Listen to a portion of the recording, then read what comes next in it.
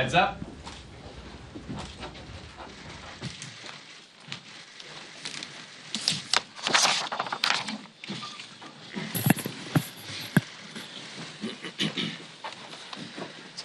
Good morning, everybody. Welcome to the last Republican Conference stakeout of the year. We're going to be sure about that. Merry Christmas, though. House Republicans have had a tremendous year pushing back on the Biden-Harris administration's liberal and misguided agenda. We've effectively advanced legislation that fights for the American worker and family, seeks to lower inflation, brings down the energy costs, addresses the crisis at the southern border, holds liberal officials accountable for rampant crime in their communities, stands up to anti-Semitism at home and abroad, reins in wasteful government spending, pushes back on wokeness and bureaucratic overreach in our school and other institutions, and much more. We have a unprecedented opportunity here to juxtapose 2017 versus 2021 when Republicans had the control of the three, Democrats had control of the three, and you get a chance to look and see what took place. And I'll just kind of simplify it into something and finish my remarks. In 2017, Republican leadership invested in the American worker and the American family. In 2021, Democrat leadership invested in the bureaucratic structure of this country. There is only one that produced massive amounts of inflation for our country. And we know that took place shortly after President Biden took office. We have a tiny majority, but we won that majority hard fought for 2022. And with that, we have worked to accomplish all the things that I just listed.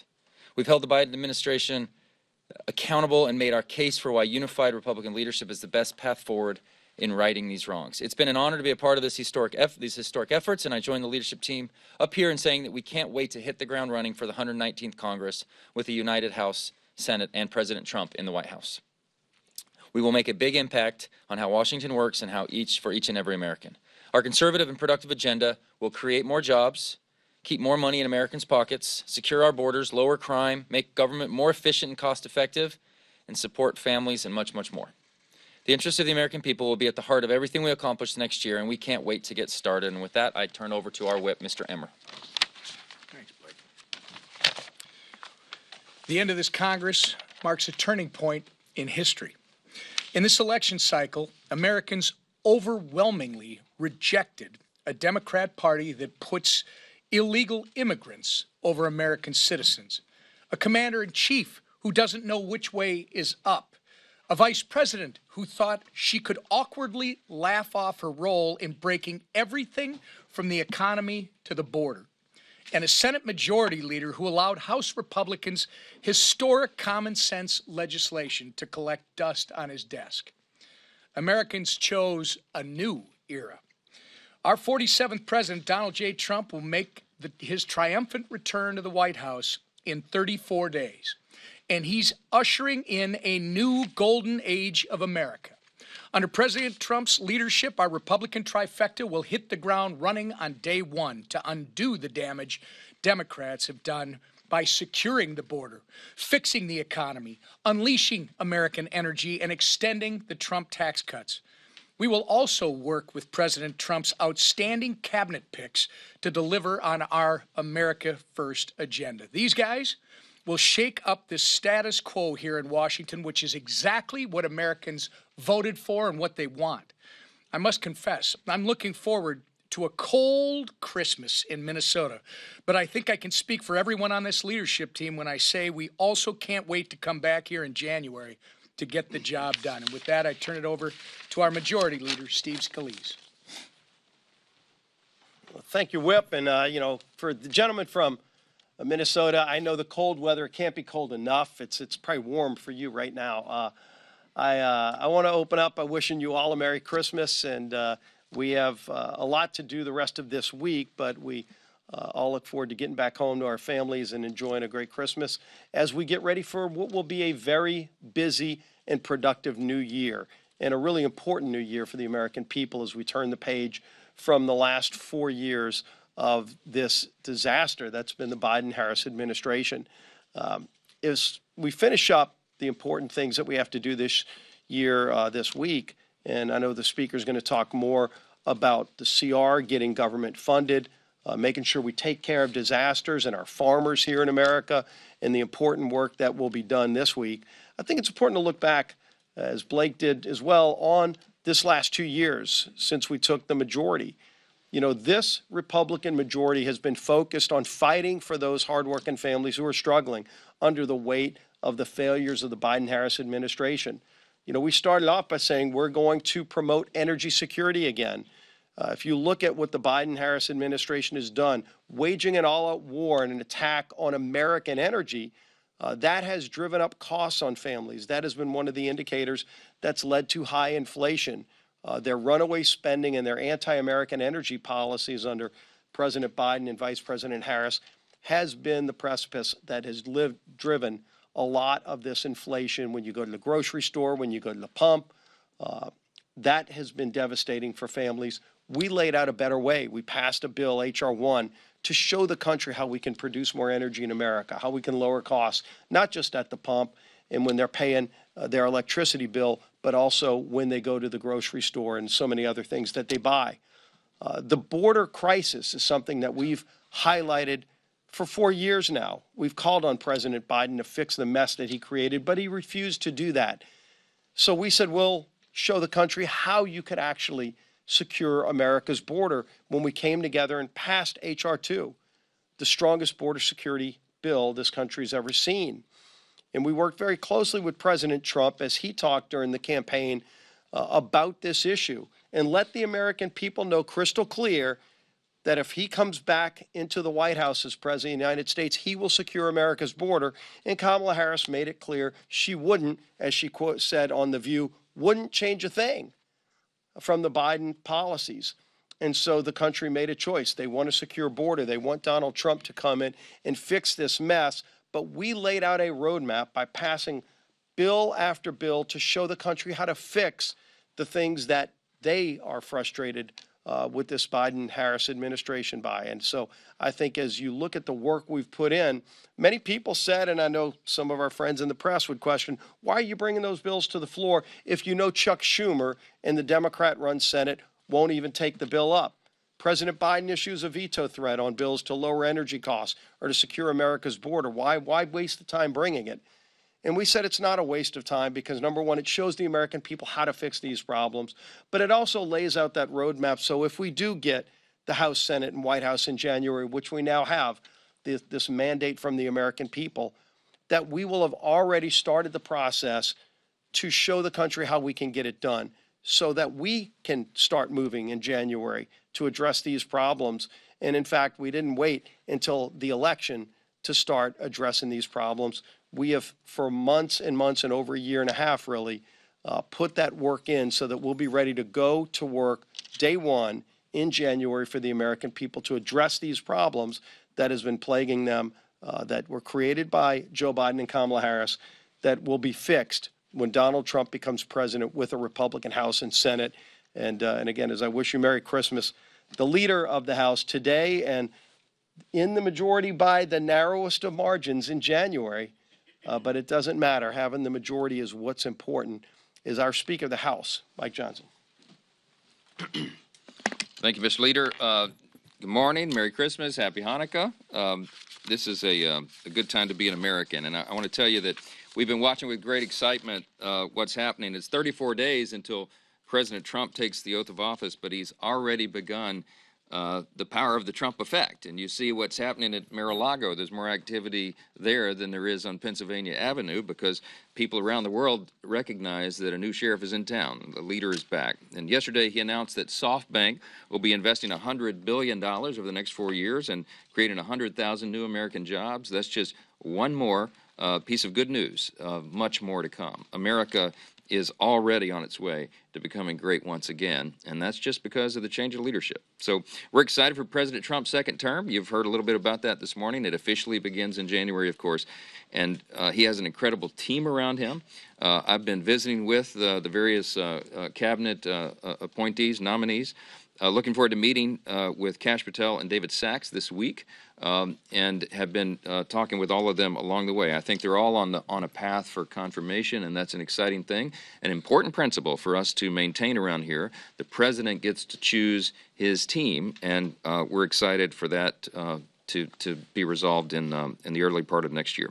But as we near the end of this year, I just want to say a word of thanks to the leadership team here. These friends have done a great job in helping us to lead the conference over the last year and last 2 years, helping me for the last year plus as the speaker, and Leader Scalise and Whip Emmer and Elise Stefanik, who's our conference chair, who will soon be serving the Trump administration in a new capacity. Our Vice Chairman, Blake Moore, who's stepped in to fill the void here. An extraordinary team. They've done a great job, and I want to thank them for that. And despite all the challenges we had, we were able to secure key wins in this Congress. You heard Blake and Steve recount some of that, beginning with H.R. 1, the energy policy that we advanced, and H.R. 2 on the border. We held this disastrous administration accountable. We impeached Secretary Mayorkas. We held Merrick Garland in contempt of court. We fought to secure the border. We passed, as I noted, H.R. 2, the strongest border security legislation in history, and legislation to stop taxpayer funds from going to sanctuary cities and to deport illegals who've been arrested for committing crimes like violence against women and DUIs and Social Security fraud and fleeing law enforcement. We did that. We advanced that legislation.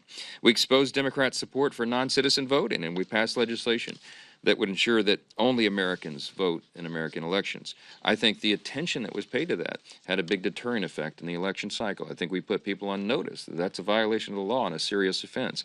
And we have to get that legislation codified in the year ahead.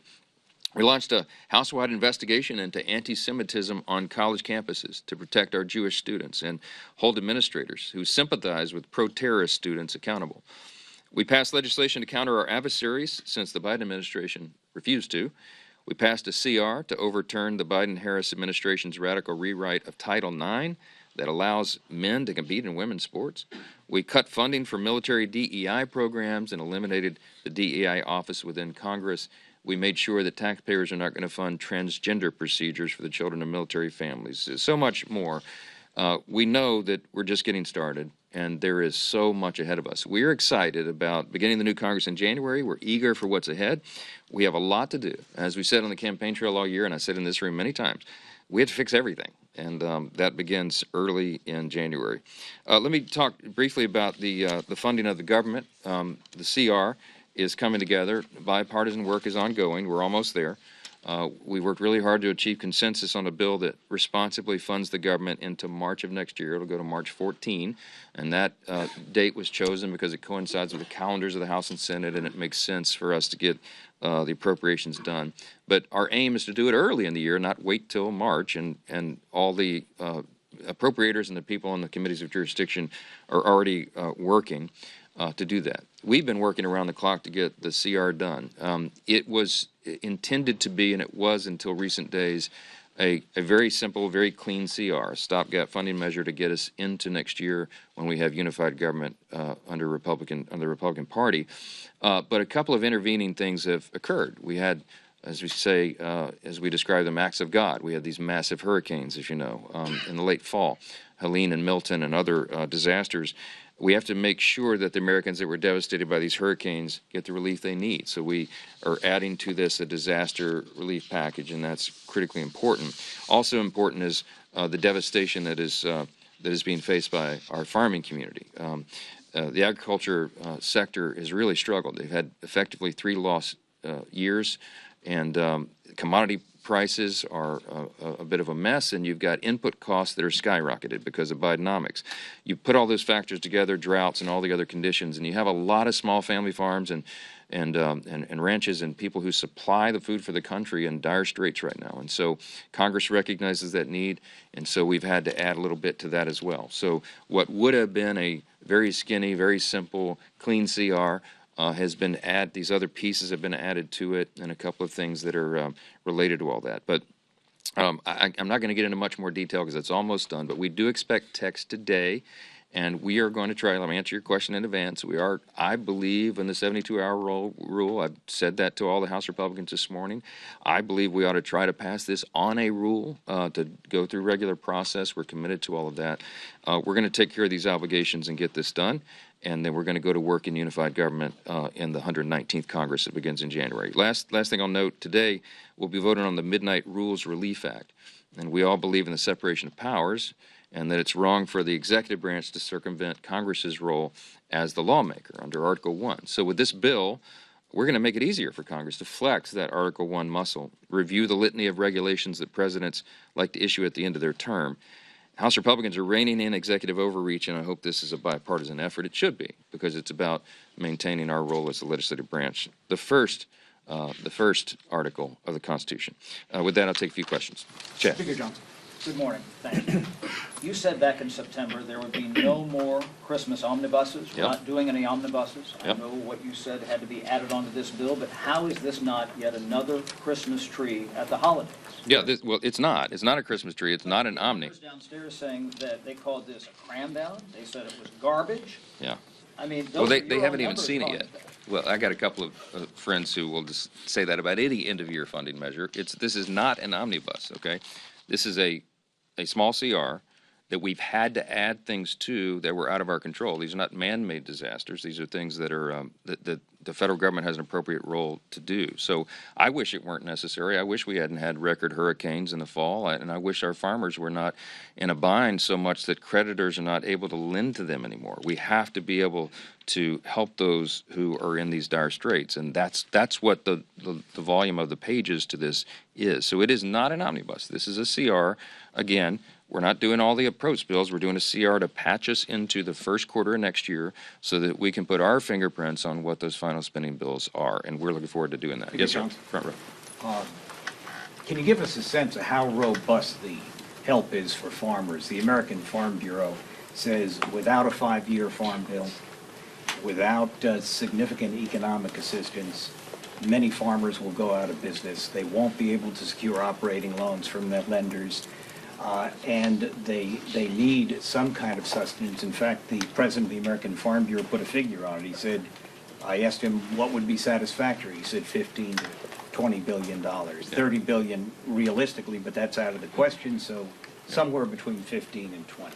Yeah, we carefully assessed it. We can't do all of it right now, but I think what you'll see reflected in this final package is of $10 billion, okay, to start that. In addition to that, the USDA moved some things around, and they've added $2 billion for specialty crops that they announced in late November. So help is on the way, and I've talked in the last 24, 48 hours to a number of the leaders in the ag community who say they are greatly relieved by that. They understand it's not everything, but it is something to bridge that gap and allow the lenders and the creditors to help those who are preparing to put the crops, plant the crops in the spring. The timeline, the sequence of events is important, and we think we're giving them a big boost of relief at exactly the right time, in the nick of time, frankly. So it's there's always more to do. There's always more to do. But I think this is an important step for Congress. I think the people involved understand that, and it sends a signal to lenders and creditors that Congress will not abandon our food producers, right? Here's the thing. If you have small family farms and ranches that go out of business or they can't make it one more year and they can't get a loan to do it, they're gone. You know, the kids move to the cities and there is no more family farm. You might have noticed very few people start family farms. These are third, fourth, sometimes fifth generation operations. You have to have them. You have to have diversification in the food supply. You have to have producers so that we have fruits and vegetables and nuts and all the things that we need that farmers and ranchers provide to America. We cannot rely on other countries for our food supply. The food supply is directly related to national security. So all these things are being factored in. Congress is doing the very best it can under difficult circumstances, and I think that'll be a big boost to the industry. Let me go. Last question. First of all, are you confident that you can get a majority of your own conference to back this CR? And if not, are you worried that could crater some of the support for the speaker vote in January? No, I'm not. Look, I'm not worried about the speaker vote. We're governing. Everybody knows we have difficult circumstances. We're doing the very best we can under those circumstances. With regard to the vote, yeah, I certainly hope and am working towards the majority of our group. One of the things I think that could be a factor in that is if we're able to push this forward through a rule, which I prefer, and allow for a pay-for a lot of this, then I think that is something that's important to a lot of our members. Look, we also recognize that in the midst of providing the aid and doing the things that the federal government is responsible for doing, we also have a large national debt. We're excited about the opportunity next year of having the DOGE effort underway and for going in and authorizing programs again instead of just appropriating and getting back to the basic functions of government so that we can reduce not only the size and scope of government, but the size and scope of the national debt as well. So all these are competing interests. All of them are balanced together. These are the hard choices that lawmakers have to make. But we will get the job done, as we always do.